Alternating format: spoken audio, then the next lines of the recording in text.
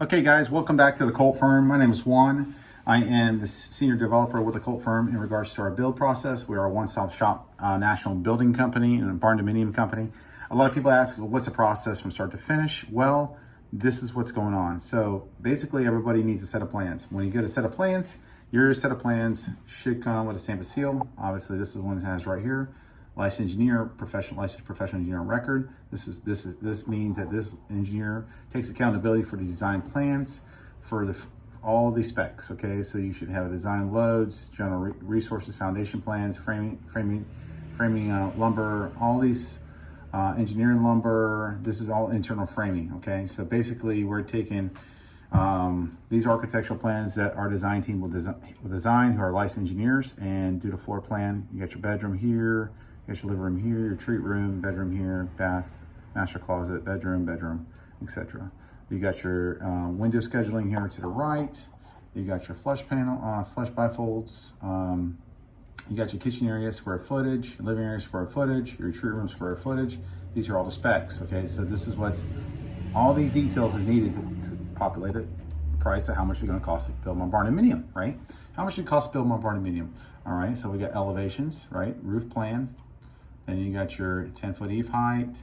So these specs we give to all the subcontractors, the plumbers, the electricians, the steel guys, and steel erectors, steel manufacturers, okay? Here's basically your HVAC compression plan, but it usually goes back and forth between the general contractor and the subcontractors. These are very low coded because of residential code, so it's not as detailed as you would for commercial, okay? You have an electrical plan, how everything's laid out for electrically, but obviously this can be manipulated by the electrician, okay? So this right here is most important to make sure that stamp and seal is on the right-hand side to protect the client, the builder, and everyone involved, okay? Here's your foundational plan. That's gonna be needed. The concrete crews can come in there and look at the PSI, but this, if you're doing wood, then they can take this plan and calculate how much concrete, how much rebar, is going to be needed for the job, how much labor, okay? So they're going to do their calculations, okay? And then you got your structural framing, okay?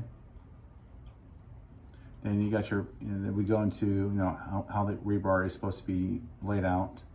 Concrete crew is going to look at this, tension development, your wood framing specs, okay? So this is basically take this plan and then we got to overlap it with this plan, okay? So we have a structural plan here and we got to take that plan and the steels plan, which is populated by the structural engineers at the manufacturing plant. So these are structural foundation plans for the steel kit. So they'll populate the steel, this plan and this plan got to work together. So we marry them up like a glove, like a hand and glove, okay? So when you do pre-engineered buildings, you can get your structural and foundational plan from the manufacturer plant, but you don't get those plans until you order the building. That's how it works, okay? So, but we can't do that we can't cut the steel until we design this plan to make sure that everything is laid out and we got the final numbers estimated and we move into this process here, okay?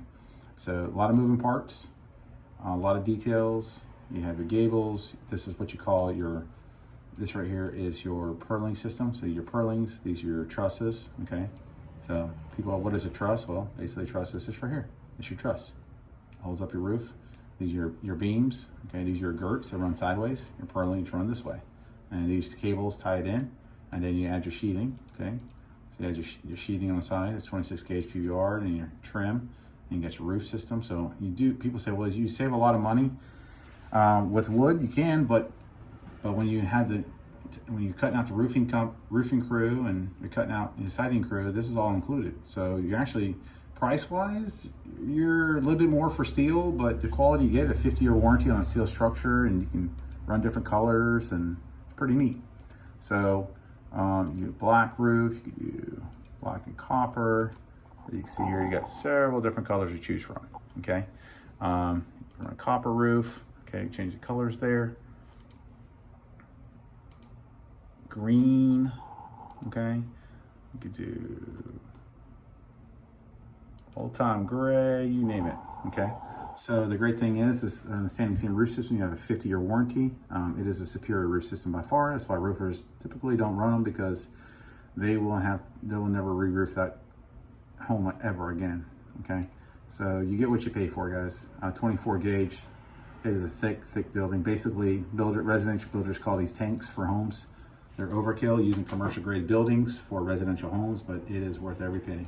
So great for Florida builds, Florida code, building, coding enforcement, and building departments love these structures. Okay, so, but I just want to let you guys know what's going on, and give you guys transparency how we do our process and our systems. Okay, God bless you guys, and have a blessed day.